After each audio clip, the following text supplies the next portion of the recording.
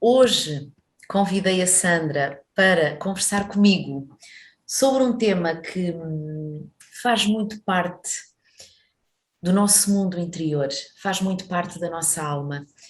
E eu agradeço-te, Sandra, por teres tido a coragem de aceitar este convite, de partilhares um pouco sobre a tua história pelos caminhos do medo. E, e onde tu estás hoje, porque há uma Sandra antes e há uma Sandra depois, já há um caminho feito nesse sentido, e então agradeço-te muito do fundo do meu coração estares aqui hoje comigo. Então, obrigada. Eu gostava que começasses por dizer-nos em que momento ou em que momentos tu tomaste consciência de que o medo comandava um pouco ou muito a tua vida. Olá a todos, primeiro que tudo, é uma honra enorme poder estar aqui e dar o meu testemunho. Tudo tem um tempo certo e este testemunho já era para ter sido dado antes, mas talvez agora seja o tempo certo. Então vou-vos falar sobre o medo, o meu medo. Eu não me lembro de viver sem ele. Eu desde muito cedo que me lembro que ele fez sempre parte da minha vida. Começou na minha infância. Eu lembro-me de ter medo de fazer uma coisa que não fosse certa, porque alguém me ia chamar a atenção. Eu lembro-me de ter medo na escola que dessem por mim porque eu podia fazer alguma coisa de errado. Eu tinha medo que vissem o que eu dizia, que ouvissem o que eu dissesse, que vissem o que eu fizesse. Vivi sempre com muito medo, talvez porque a minha família também me incutiu muito isso. Não, não vais por ali que vais-te aleijar. Não, não, olha, cuidado porque ele não é de confiança. Olha, e nós às vezes, eu hoje vejo isso dessa forma. Os nossos medos começam desde lá de trás, desde muito cedo, muito pequeninos. E às vezes nós até, acabo por fazer isso às vezes com os meus filhos. Estou a Sim. incutir-lhes este medo. E isso não é bom, Porque o medo é assim, quando um pai ou alguém da família incuta o medo, de alguma forma inconsciente, está a tentar proteger, sim, não é? E essa proteção às vezes acaba por ser muito nefasta para a criança, porque deixamos de lhe dar a liberdade que ela precisa para se magoar, porque se calhar sim, é nessa queda que vai dar e esfolar o joelho que vai aprender, não é? Mas eu acho exatamente, que há muito a aprender nesta questão do ser humano, não é? De que forma ser, sim, e não podemos atribuir culpas aos pais, aos avós ou a quem fez o melhor e fez o melhor que claro sabia, que não sim, é? claro De que alguma sim, claro forma que é sim. um implante. Sentiste que foi um implante que ficou em ti Senti, desde senti cedo? que foi um implante que me deixou, pronto, aí alguns medos, mas depois, mais tarde, quando me casei, olhei para o casamento como, ok, está na altura de eu libertar as minhas amarras, agora vou deixar de ter medo de ser quem sou, de fazer o que me apetece, vou poder fazer isso tudo. E quando me casei, eu estava muito enganada, porque esses medos acompanharam-me também no casamento. Ou seja, eu comecei a ter medo de não ser a mulher perfeita, comecei a ter medo de não conseguir ser boa mãe, tive medo de que os meus filhos pudessem pensar de mim, tive medo do que é que o meu marido podia pensar de mim como mulher. E isso depois, mais tarde, veio a agravar-se quando mudei de país. Uhum. Eu vim para a Inglaterra, eu morava em Portugal e vim viver para a Inglaterra há 8 anos atrás. E quando me mudei, eu até achei que isto ia ser assim uma aventura. Olha, uma coisa gira, nova, se calhar já não vou ter mais medos, lá ainda vou ter menos. Mentira, eu vim e os medos ainda agravaram mais. Eu comecei a ter medo de alguma coisa que pudesse acontecer aqui, porque eu não estava no meu país, eu não tinha a minha família, eu não tinha as minhas pessoas, e se eu ficasse doente? E se os meus filhos ficassem doentes? E houve alturas em que nós tínhamos aqui pessoas, um casal amigo, e esse casal amigo muitas vezes vinha e dizia, olha, vamos sair, vamos beber um café, vamos beber, olha, este fim de semana vem com a gente. E eu não ia, porque, mas o meu marido não vai, e se me acontece alguma coisa, ele não está ao pé de mim. não vou, não vou. E então comecei a perceber-me que o medo estava a tomar conta de mim. O medo pode ser uma coisa boa, porque serve para nos proteger, mas quando nos amarra e não nos deixa viver, então aí deixa de ser uma coisa boa. E eu comecei a perceber que não estava a conseguir viver a minha vida normalmente. Eu não estava a ser uma boa mãe, eu não estava a ser uma boa mulher, eu não estava a ser boa para mim própria, por causa deste medo que acontecesse alguma coisa, este medo de morrer, que eu tinha um medo enorme de que pudesse morrer, de que pudesse acontecer alguma coisa aos meus filhos, e esse medo impediu-me de viver. E houve uma altura em que eu disse assim, chega, eu não posso continuar a viver assim, eu preciso de ajuda, eu preciso procurar alguma coisa que me alivie este medo. E foi aí que comecei no yoga, descobri o yoga, descobri que havia muita coisa no meu corpo, esse medo era como se estivesse alojado em determinadas partes do meu corpo, e quando eu comecei a fazer yoga, eu senti que ao movimentar determinadas áreas do meu corpo, aliviava, e já não vivia tanto com aquele temor. E então comecei a aprofundar yoga, comecei a aprofundar a meditação, que me ajudou muito mesmo, mas mesmo assim aquele medo continuava presente, mesmo assim havia aquele, ok, eu faço yoga, eu faço meditação, mas porquê é que eu continuo com este medo? Parece que não consigo dar um passo. Era uma muito prisão, complicado. Era uma prisão. é uma prisão dentro, não é? É uma Sim, prisão sim. dentro. Eu sentia que vivia presa dentro de mim própria. Ainda sinto às vezes, mas agora de maneira diferente. Agora já consigo ver o que está lá fora. Posso estar presa, mas eu já consigo ver da janela. Já tens E outra naquela altura, consciência, sim. naquela altura eu não tinha. E eu lembro-me de... Comecei a sentir-me impotente, deprimida, ansiosa, incapaz. E houve uma altura em que eu disse assim, olha, eu tenho que falar com alguém sobre isto. Eu preciso de alguém, preciso de uma amiga, uma psicóloga, o que seja. E houve uma amiga que tem sido muito presente, e ela começou a falar um bocadinho mais comigo sobre o medo, o que era isto do medo. E levou-me a uma outra pessoa que me apresentou os produtos Solis Luna. Eu senti que já tinha tentado muita coisa, tentei o yoga, tentei a meditação, mas faltava ali qualquer coisa. E engraçado, hoje quando soube que ia fazer que ia falar contigo, faz precisamente um ano que eu comecei a tomar os produtos Solis Luna.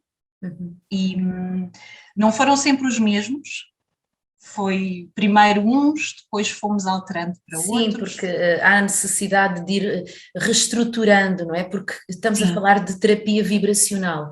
Então, a terapia vibracional vai trabalhando estas diferentes dimensões de nós, porque o medo não é uma coisa exposta, não é um braço que está magoado, que tem uma ferida, não é? Que tem sangue e que vamos ao médico e o médico vê e vai tratar, não é? Põe uma pomada. Não é isso. O medo está alojado nos nossos corpos mais subtis e que somente através de uma terapia que tenha a mesma subtileza é que é capaz de aceder a esses lugares, ok? Mais subtis. Então, às vezes é necessário ir afinando, ir trabalhando os produtos para que eles façam, de facto, sentido naquele desequilíbrio em especial. Sim, sim.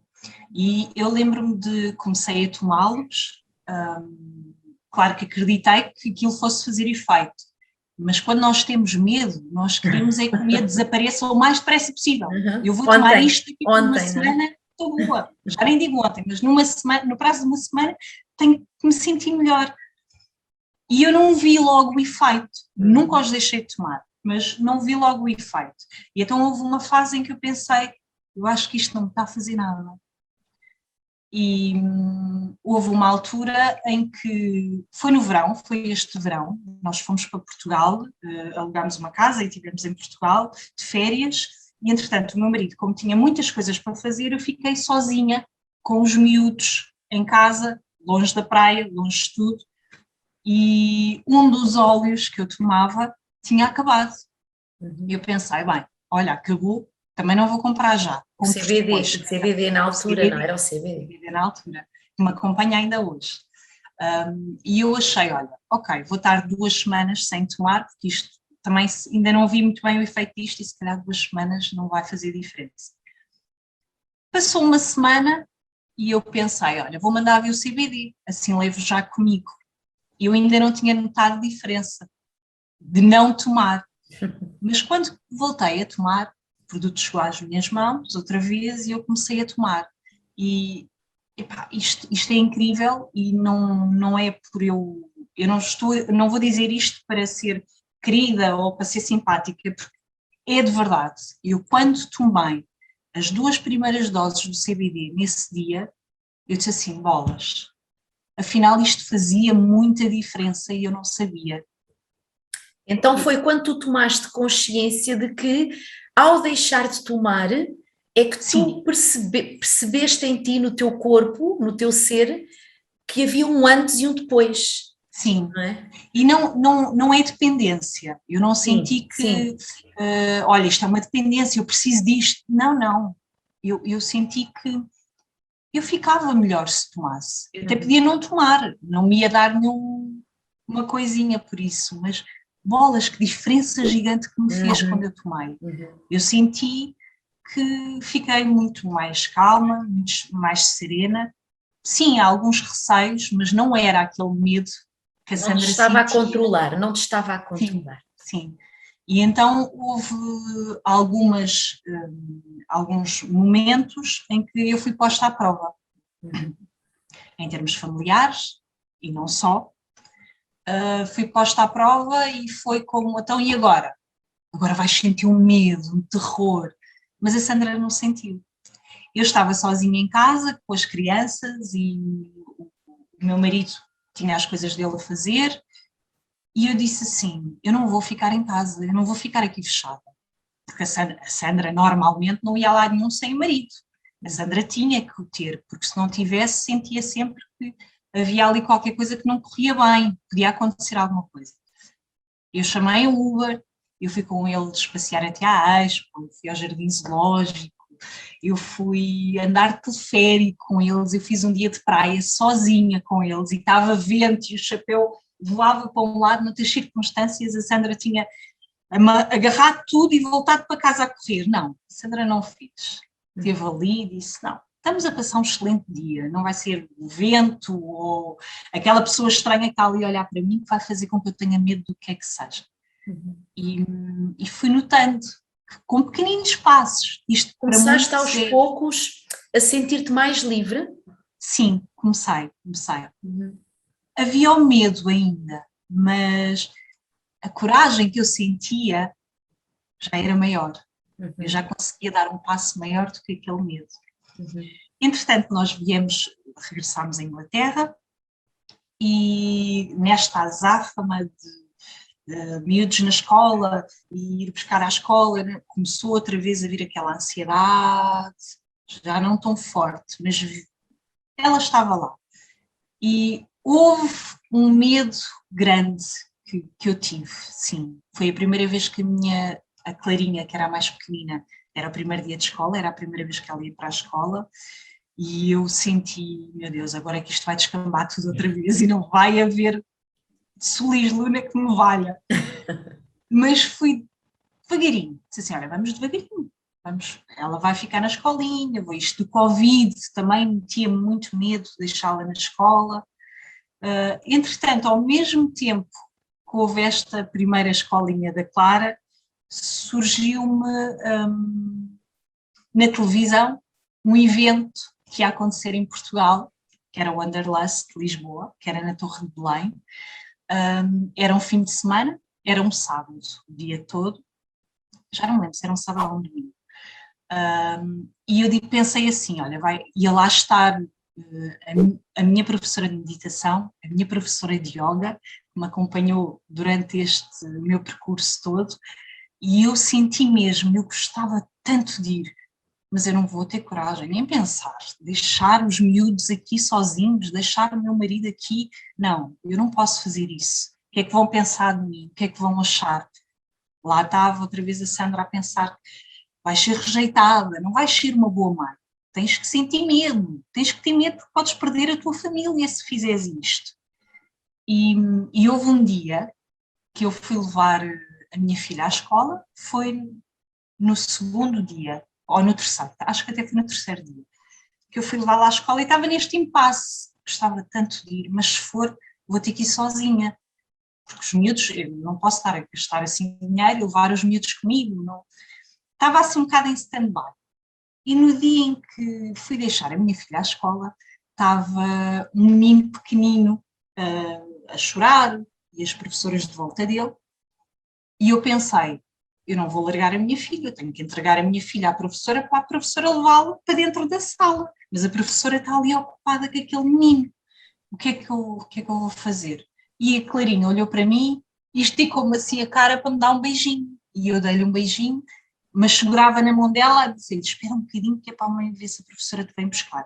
E ela disse-me assim, não, não mãe, eu vou sozinha. Eu, se calhar noutra altura eu não estaria desperta a Uhum, este sinal que me foi dado. uhum, Mas naquele dia eu estava. E aí também tenho que agradecer aos produtos, que me deixaram um bocadinho mais sensível do que aquilo que eu era. uhum, uhum. E nesse momento eu dei-lhe um beijinho e estava ali com muito medo, oh meu Deus, e se ela começar a chorar? E se ela não olhou para trás. Ela foi a andar sozinha até à porta da sala, entrou na sala, olhou para mim, disse adeus e continuou.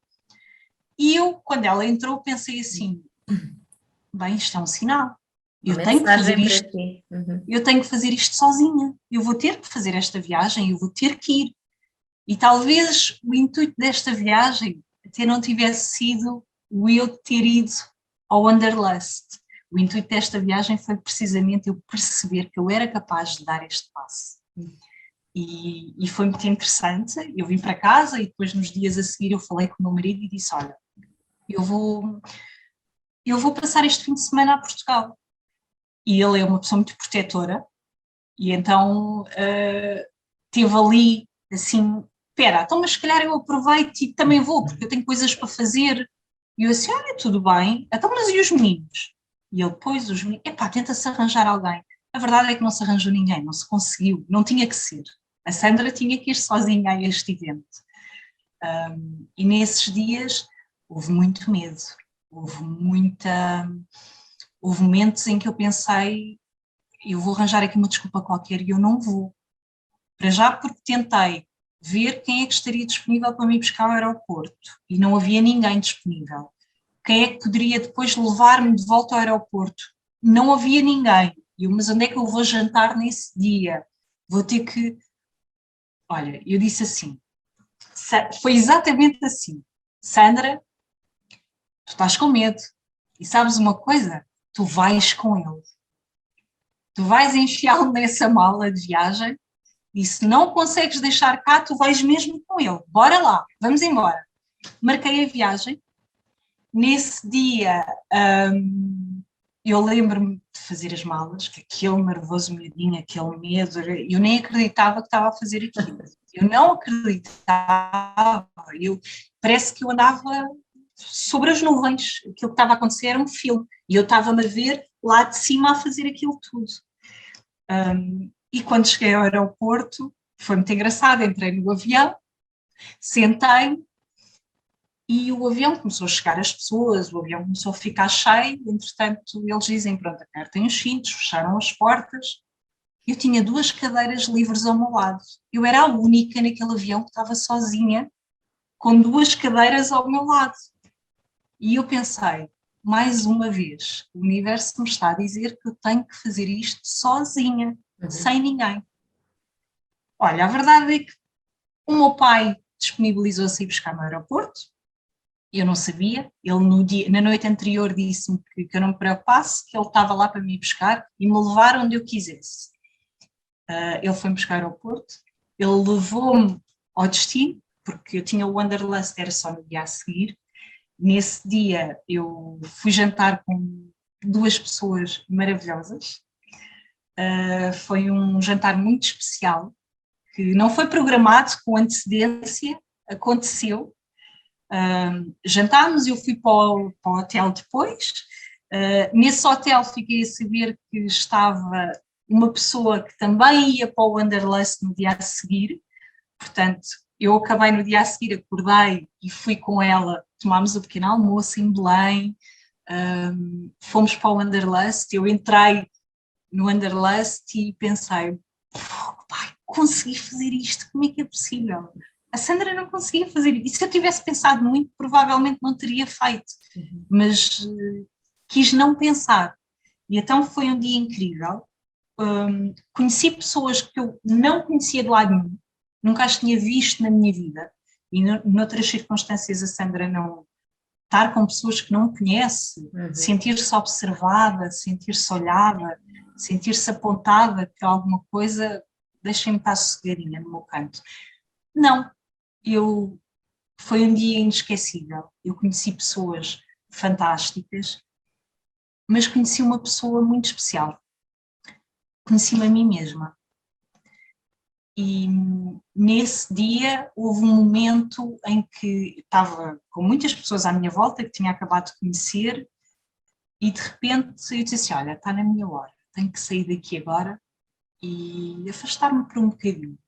E as pessoas até disseram, então onde vais? Deixa de estar aqui. E eu, não, olha, adorei-vos conhecer. Foi muito bom, mas agora vou à minha vida. E agarrei na mala, que eu fui de mala de viagem para o espetáculo, agarrei na mala e fui mais juntinha à Torre de Belém, deixei-me estar ali sentada, eu assim, pronto, olha, acabou o evento e aqui estou eu. E entretanto surgiu-me, bem, e agora? Como é que eu vou para o aeroporto? E de repente recebo um telefonema de uma prima minha, uma pessoa muito especial para mim, que me disse assim, estás aonde? E eu, olha, estou no Wanderlust e estava agora a pensar como é que eu iria voltar. E ela, vamos jantar, as duas, antes de ir embora vamos jantar. Eu, olha, boa, vamos. Fomos jantar ao Mirador, ao pé do Mirador, em Lisboa, jantámos, foi muito bom. Ela deixou-me no aeroporto e, sabes, durante a viagem que eu, quando vim e quando fui, eu tenho um pânico de aviões, era uma coisa que me assustava também muito. E eu pude observar as coisas de maneira diferente, pela janela do avião, as cores, as nuvens, os cheiros, era tudo diferente, era como se eu estivesse a ver um novo Um filme, mundo novo, era um mundo novo. era um mundo novo. E a sentir tudo de uma forma diferente, não é? Sim, foi muito bom, porque eu senti que o medo não desapareceu, ele estava lá, ele continuava lá, mas eu consegui ser mais forte que aquele medo. E tenho a certeza que se não fossem os produtos de Solis Luna, eu não teria conseguido dar este passo, não teria mesmo. E é claro que nós queremos que isto seja tudo muito depressa, nós queremos que isto seja tudo, os efeitos sejam muito rápidos. Não é? Eu, passado um ano, consegui dar esse passo. Mas se calhar para muita gente até pode ser em menos tempo. Mas se eu vivi com medo, eu tenho 37 anos, se eu vivi com medo desde sempre, não é num mês, não é em 2 nem em 3, que esse medo vai desaparecer por magia. Portanto, isto tem que haver um trabalho nosso e daqueles também que nos possam ajudar. E no meu caso foi a Solis Luna, sem dúvida. É muito bom ouvir o teu testemunho, Sandra, e não sei se tens a noção e a consciência do quanto o teu testemunho pode tocar muitas outras pessoas, porque na realidade, nos dias de hoje, uma grande parte da população convive ou com pânicos ou com medos. Estes medos que às vezes vamos desacreditando, mas que na realidade nos limitam a fazer coisas que podem nos transformar e nos trazer vivências imensamente ricas para nós e para todos aqueles que convivem connosco de uma forma mais próxima. Portanto, o teu testemunho é muito valioso e agradeço-te por isso e por esta partilha tão honesta e tão aberta. Então, agora para quem nos ouve, também, porque tu também fizeste esse caminho e já consegues perceber de que forma é que esse gatilho vem a ti, não é? O gatilho do medo, em que momentos é que ele surge. Então, tu tens alguma estratégia para quando esse gatilho surge? Como é que tu dás a volta? O que é que tu fazes? De que forma é que, ok, o medo está lá, e tu assumes que o medo está lá, tu sentes esse gatilho, mas o que é que fazes para minimizar esses efeitos que o medo, quando controla, não é? Limita-te e tu deixas de fazer? O que é que tu fazes hoje em dia para que o medo esteja, mas tu faças a tua vida normal, eh, quando não fazias, não é? Há um tempo atrás tu não tinhas uma vida normal. Então que estratégias tens hoje e que possas partilhar connosco? Eu ainda estou a aprender, ainda sou uma aprendiz e acho que vou ser o resto da minha vida, ainda bem que assim é, senão não teria graça andar aqui. Há coisas que eu noto, quando me chega um medo, quando começo a sentir aquele nervoso, o coração parece que sobe um bocadinho mais à garganta e, sei lá, parece que estou a apertar-me dentro de mim própria. Há uma coisa muito importante que eu faço, que eu aprendi, a respirar. Uhum. Eu apercebi-me que sempre que tinha medo, a minha respiração estava aqui.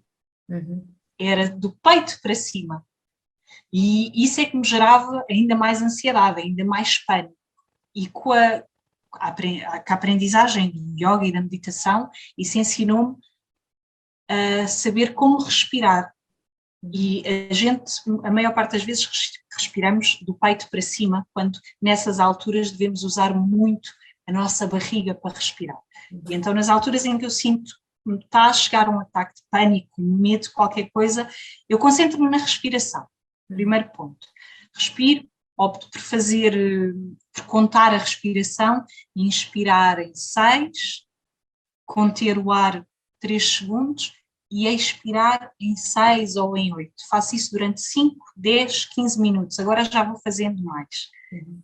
E noto que passado 10 minutos de eu fazer essa respiração, a coisa já se controlou. A respiração já se controlou. Uhum. Sinto-me ali um bocadinho nervosa, mas a respiração ajudou. Uhum. E depois é sair do que eu estou a fazer. Eu estou a arrumar a cozinha, eu estou a arrumar os quartos das crianças, ou estou onde eu estiver, no momento em que sentir que estou a entrar em pânico, eu tenho que sair daí. Eu tenho que sair daí, vestir o casaco, abrir a porta, dar uma voltinha, esteja a chover, esteja a fazer sol, sair do contexto onde eu estou. Passear, perceber-me de tudo aquilo que está à minha volta, os sons, os cheiros, e sem querer isso leva-me para um estado mais de presença, traz-me a calma. Para o agora. Às vezes é difícil, às vezes isso não é suficiente, e quando isso não é suficiente, olha, deixar ir.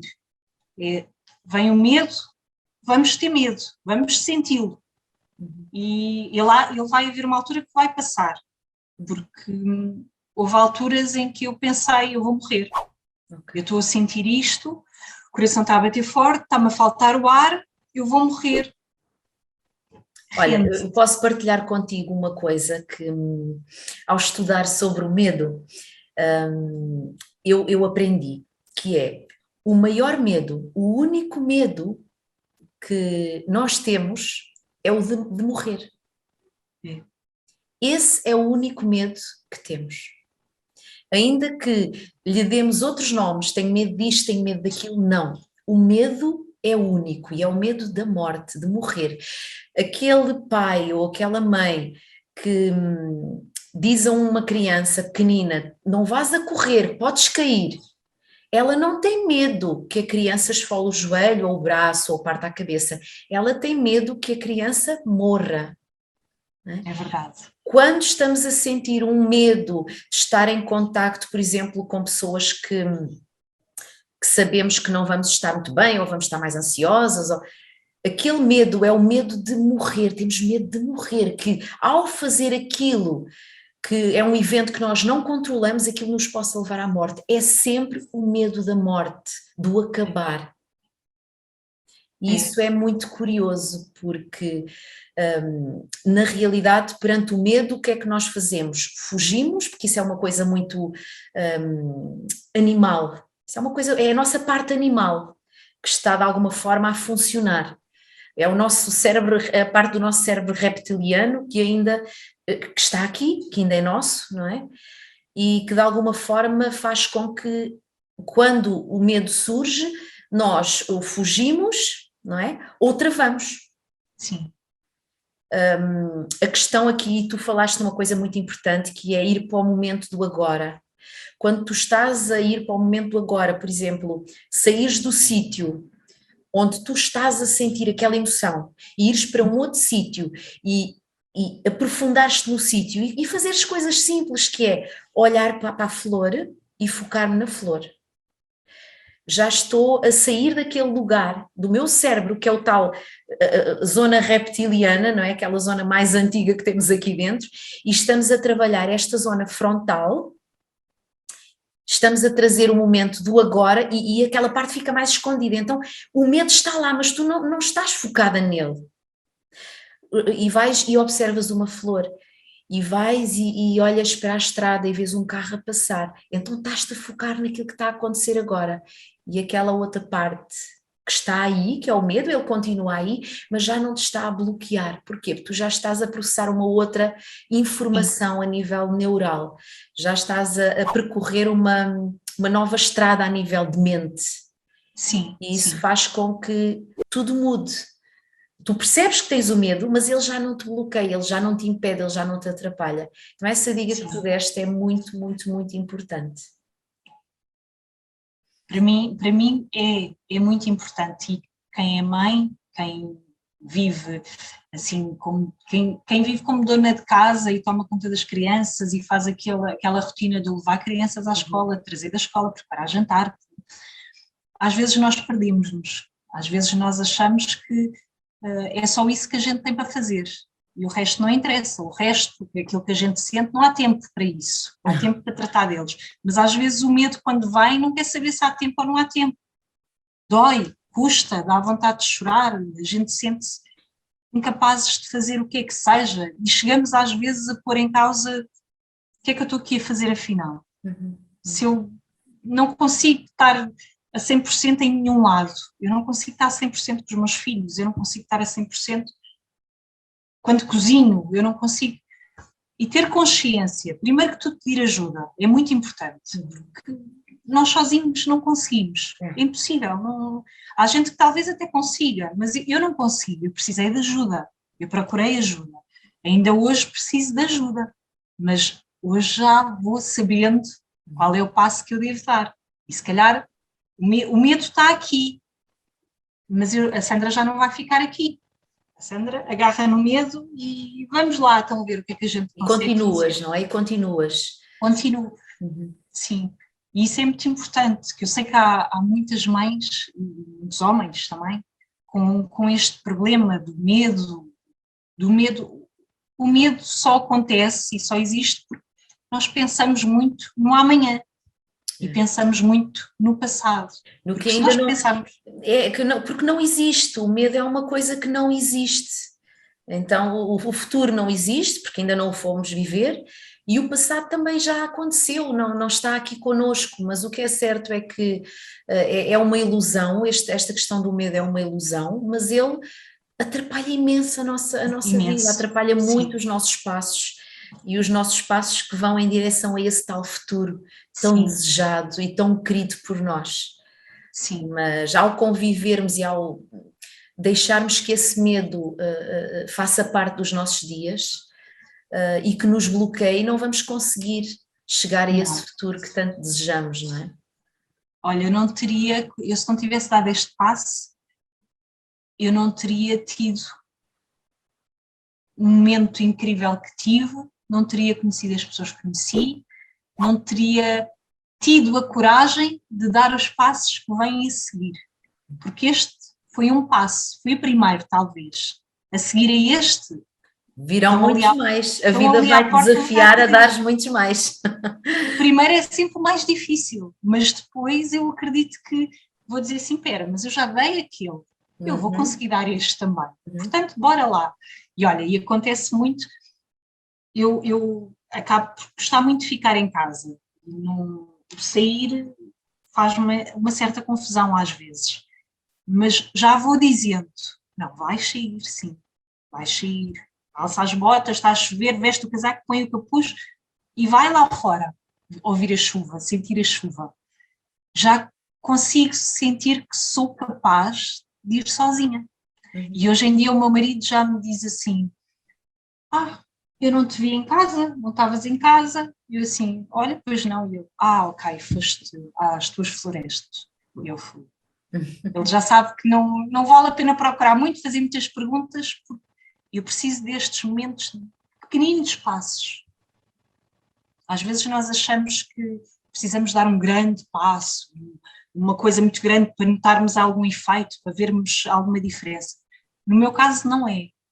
Foi com passos pequeninos, com passos pequeninos. Mas olha que esses pequeninos passos, na tua perspectiva, são pequeninos, mas eles foram gigantes. Sim. Foram gigantes e de alguma forma eles podem mudar toda uma rota que está aí na frente, só por esses pequeninos que tu dizes, mas na minha ótica já foram gigantes, mas que farão toda a diferença na Sandra daqui para a frente. Sim, sim. A sensibilidade mudou, sinto-me muito mais receptiva a alguns sinais, vá lá, isto não tem nada a ver com espíritos, nem nada disso, tem a ver com a realidade. Nós todos os dias recebemos sinais, todos os dias, a toda a hora, uma música que passa, um passarinho que a gente olha e vê naquele momento, há sempre sinais que a gente estamos no caminho certo. E os produtos fizeram ficar muito mais receptiva a esses sinais, a esses pormenores. E isso é bom, eu gosto, sinto-me muito bem assim, neste estado. Sei que há dias que vão ser mais difíceis, vai haver dias mais fáceis, mas se eu me manter sempre naquele meu foco, olha, venha ao que vier, a gente leva ao medo, leva tudo, mas a gente vai.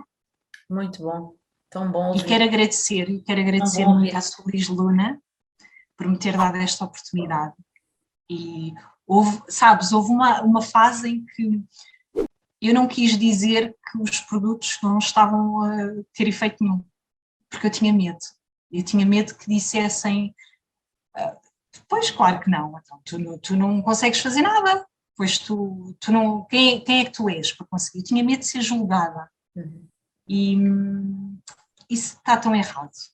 A gente não tem que pensar assim. Ainda bem que eu o disse, porque dessa forma puderam ajustar o CBD, por exemplo, foi ajustado para fazer um melhor efeito. Exatamente. Nós temos que dizer, temos que falar. Exatamente. E temos que dar tempo. É falar também que expressamos a nossa alma e ao não falar não estamos a expressar esta parte que somos e que é tão poderosa e que tem a possibilidade de tocar outras vidas, tocar outras histórias, Sandra, e agradeço muito, e porque eu sei que há aí mais coisas para viver e que foi importantíssimo o Solis Luna ter chegado à tua vida para te abrir uma nova porta para tudo o que está aí para ser vivido. E então nós agradecemos muito a confiança que depositaste em nós. E também te agradeço muito. Então, um beijinho. Um beijinho e espero que isto venha a ajudar também muita gente, que eu acredito que sim, não nós precisamos destes temas. Não tenhas dúvidas, é mais do que urgente e mais do que importante falarmos sobre coisas que às vezes as pessoas por medo do julgamento não falam, por medo do julgamento não dão o passo para procurar ajuda, e é urgente dar o passo para procurar ajuda, é urgente falar sobre aquilo que sentimos, porque a nossa alma espelha muitas fomes e muitas sedes. E se nós não dermos o passo e dissermos: eu estou a sentir uma fome, eu estou a sentir um medo, eu estou a sentir uma ansiedade, eu não estou bem. Se não dissermos, se não expormos isso, vamos continuar e a vida não vai mostrar-se na sua grande potência, e a vida está aí para ser vivida, os sinais estão aí para ser vistos, ouvidos, e a vida é um fluxo. E eu não sei se faz sentido para ti, mas a partir do momento em que contactamos com estas energias mais sutis que os produtos nos promovem, parece que entramos num fluxo, não é? Entramos num fluxo e esse fluxo é a vida. É inexplicável. Só quem vive isto, quem experimenta, é que consegue dizer. É por isso é que eu digo que os produtos não são produtos. A Sulis Luna promove uma experiência e o convite é esse, é a pessoa experimentar. Experimentar. Sim, sim. Obrigada, Sandra. Um beijinho Obrigada muito grande. Beijinhos. Tudo a correr bem. Beijinho. Obrigada, beijinho. Beijinho.